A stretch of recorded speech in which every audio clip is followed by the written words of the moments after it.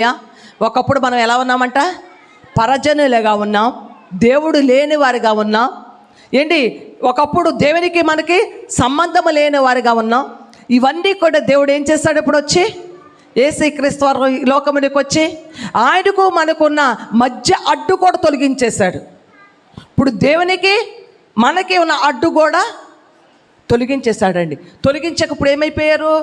ఆ పక్కన ఉన్నవారు ఈ పక్కన ఉన్నవారు ఏమైపోయారంట? ఉభయాలు ఏకమైపోయారంట. ఏకమైపోయారు. ఒకప్పుడు పరదేశులుగా ఉన్నాం మనం, పరజనులుగా ఉన్నాం మనం. స్వకీయ జనముగా లేము, సొంత జనం కాదు. సొంత జనము యూదులు అన్నారు, యూదులు.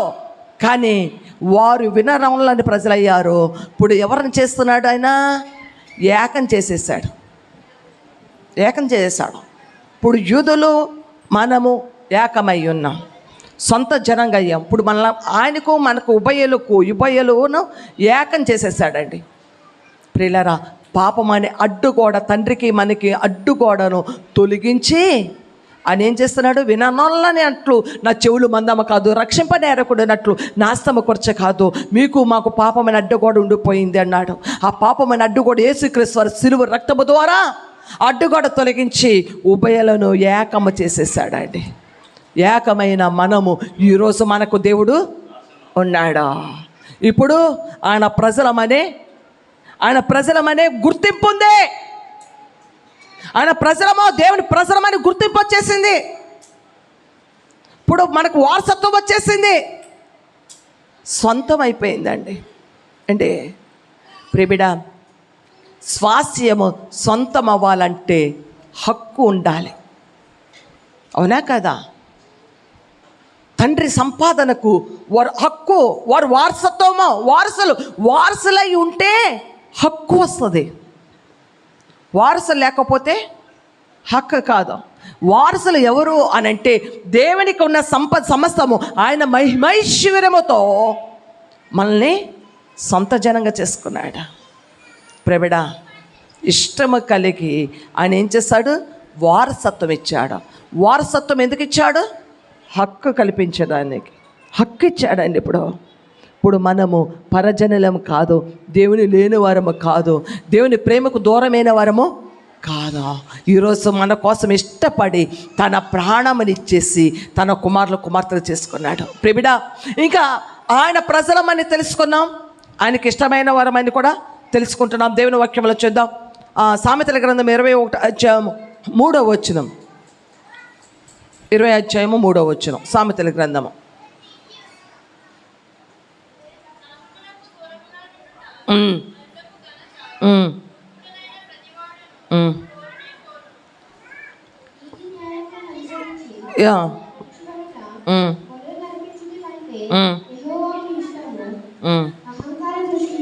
యెహోవా మాట వినుట, దేవుని మాట వినుట ఏంటంటే దేవునికి ఇష్టము.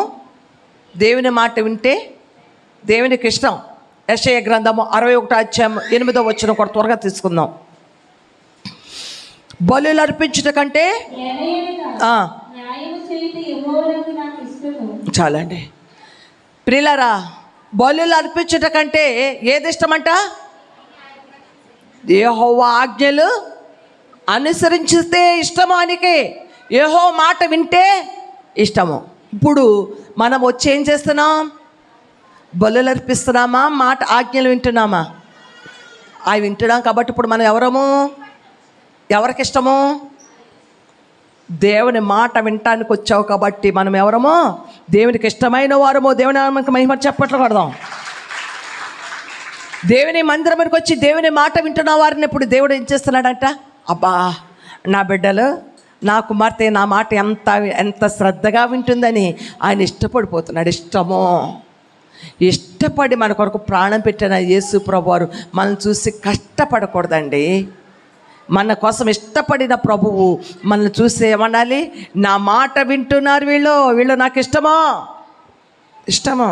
ఇంకా దేవుని వాక్యంలో పరిశుద్ధ గ్రంథం అంటున్నాడు, నీతి న్యాయములు జరిపించుట యెహోవాకు ఇష్టము. తర్వాత సామెతల గ్రంథం 11 అధ్యాయం 20వ వచనము.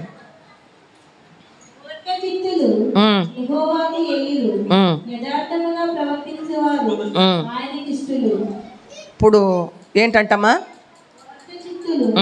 యెహోవాకు విధేయుడు, యథార్థముగా ప్రవర్తించువారు ఆయనకి ఇష్టం. యథార్థముగా ఉంటే ఎవరికి ఇష్టమైన వారము? దేవునికి ఇష్టమైన వారమండి. ఈ యథార్థముగా ఉంటే ఈ లోకం ఇష్టపడదేమో, ఏంటి ప్రజలు ఇష్టపడరేమో, కానీ యథార్థముగా ఉన్నవారు చూస్తే ఎవరు ఇష్టపడుతున్నారు? దేవుడు ఇష్టపడుతున్నాడు. ప్రిబిడ, యథార్థముగా ఉన్నప్పుడు కొన్ని మాటలు పడవచ్చేమో, యథార్థంగా ఉన్నప్పుడు కొన్ని కష్టాలు పడుతున్నావేమో, యథార్థముగా ఉండి నువ్వు అనేకమైన నిందలు పడుతున్నావేమో, అయినా కానీ భయపడమాకు, నువ్వు యథార్థతను విడిచిపెట్టమాకు. ఆ యథార్థతను బట్టి ఎవరు ఇష్టపడుతున్నారు? దేవుడు ఇష్టపడుతున్నాడు. అంటే యథార్థతను బట్టి దేవుడు మనల్ని ఇష్టపడుతున్నాడు. మన యథార్థత, అలాగే దేవుని మాట వినడము దేవుడు ఇష్టపడుతున్నాడు. తర్వాత సామెతల గ్రంథంలో 2:22 భక్తిహీనుల దేశములో ఉండకుండా నిర్మూలమగుదురు, విశ్వాసఘాతకులు దానిలో నుండి పెరికివేయబడతారు. 2:22 12 చదువు తల్లి. సామెతల గ్రంథము 12:22. అది అబద్ధవాడు పెదవులు యెహోవాకు విధేయులు, సత్యవర్తనులు ఆయనకి ఇష్టలు. సత్యవర్తనులు ఆయనకి ఇష్టమైన వారు, యథార్థవంతులు ఆయనకి ఇష్టమైన వారు, ఆయన ఆజ్ఞలు వినడము ఆయనకి ఇష్టమైన వారు. ఇప్పుడు మనం ఎవరము? ఆయనకి ఇష్టమైన వారము. ఇవి మనం ఎప్పుడైతే చేస్తున్నామో ఇవన్నీ వారు చేయలేదు కాబట్టి, ఇశ్రాయేలు వారిలో అవి లేవు కాబట్టి, ఇప్పుడు ఏమన్నాడు? మీరు నా జనులు కాదు అని వారితో చెప్పేశాడు. ఇప్పుడు ఇవన్నీ చేసిన వారు ఎవరు? ఆయనకి ఇష్టమైన వారు. ఆ ఇష్టమైన వారి కోసం ఏమి ఇచ్చాడు? ఆయన ప్రాణాన్ని ఇచ్చేసాడండి. ప్రిబిడ, ఈరోజు ప్రతి ఒక్కరూ తెలుసుకుంటున్నాం, నా జనము చేసుకోవడానికి నేను ఇష్టపడితేనని. తర్వాత అంటున్నాడు, తన నామ ఘనత కొరకు తన జనులు ఏం చేశాడంట? విడిపించాడు. ఇప్పుడు ఈ ఒక్క మాటను బట్టి ఇంత సమయం పట్టింది. ఇంకా ఆయన నామ ఘనత కొరకు అని చెప్పుకుంటే, తర్వాత విడిపించాడని చెప్పుకునేది అంటే ఒక్కొక్క మాట ఒక్కొక్క సబ్జెక్టు. కానీ ఇది మరలా వచ్చే వారం మర్చిపోతే, మళ్ళీ ఇంకో వారం మర్చిపోతే ఎందుకు వచ్చిందని కొద్దిగా మీకు ఇంకా క్లుప్తంగా చెప్పొస్తాను. నేను ముందే చెప్పాను, ఈ ఒక్క మాటే నా దేవుడు, పరిశుద్ధాత్మ దేవుడు నన్ను 1 గంట 2 గంటల వరకు అలాగే దేవుడు వాక్యం ద్వారా మాట్లాడడం మొదలుపెట్టాడండి. నేను ఎంతగానో సంతోషిస్తున్నాను. ఒక్క మాట తన జనముగా చేసుకోవడానికి ఆయన ఇష్టపడ్డా. తన వారి కోసం విడిపించడానికి ఆయన నామ ఘనత కొరకు విడిపించాడని. అమ్మా, దేని కొరకు? ఇప్పుడు మనం ఆయన జనమేనా? ఆయన జనము. ఆ జనం అయితే ఎలా ఇష్టపడతాడో కూడా తెలుసుకున్నాం. ఆయన ఇష్టపడని వారిని ఎవరో కూడా తెలుసుకున్నాం. ఇప్పుడు ఆయన ఇష్టపడ్డవారము. తర్వాత ముందుగా మీకు చెప్పాను, ఆయన ఏం చేశాడంటే ఆయన జనము చేసుకోవడానికి ముందుగా చదివితే కదా, పేతురు రాసిన మొదటి పత్రికలో ఆ మాట ఒకసారి చదువుదాం. 2:10 పేతురు రాసిన మొదటి పత్రిక 2:10. ఒకప్పుడు ప్రజగా ఉండక అమ్మ, ఇప్పుడు ఎలా ఉన్నాం? ఒకప్పుడు ఎలా ఉన్నాం? దేవుని ప్రజలుగా లేం. ఇప్పుడు ఎలా ఉన్నాం? దేవుని ప్రజలు, దేవుని బిడ్డలు. ఒకప్పుడు కనికరింపబడలేదు మనం, ఇప్పుడు కనికరింపబడ్డాం. కనికరము, దేవుని కనికరము మన ఎందొచ్చింది ఇప్పుడు. అమ్మా ప్రియులారా, మీరు పరదేశులను యాత్రికులై ఉన్నారు గనుక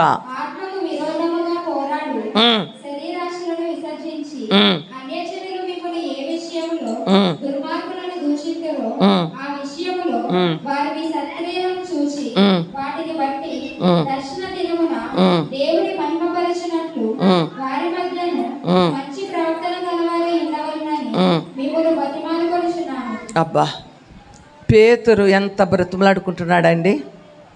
దేవుని సేవకుడిగా పేతురు బ్రతిమలాడుకుంటున్నాడు. ఒకప్పుడు మనం సొంత ప్రజలం కాదు, పరజనులుగా ఉన్న మనల్ని ఆయన ప్రజలుగా చేసేసుకున్నాడు. ఒకప్పుడు ఆయన మన దేవుడు కాదు, ఇప్పుడు మనకు దేవుడిగా ఉన్నాడు. ఇలా ఉన్న మనల్ని చీకటిలో నుంచి, మరణాచల నుంచి మనల్ని విడిపించిన దేవునికి ఏ విషయములు అయితే మిమ్మల్ని తిడుతున్నారో, వాళ్ళ దేవుడిని నమ్ముకున్నారు, వీళ్ళ దేవుడిని నమ్ముకున్నారు, లేకపోతే మన దేవుడు కాదు అంటే నువ్వేం నమ్మావు?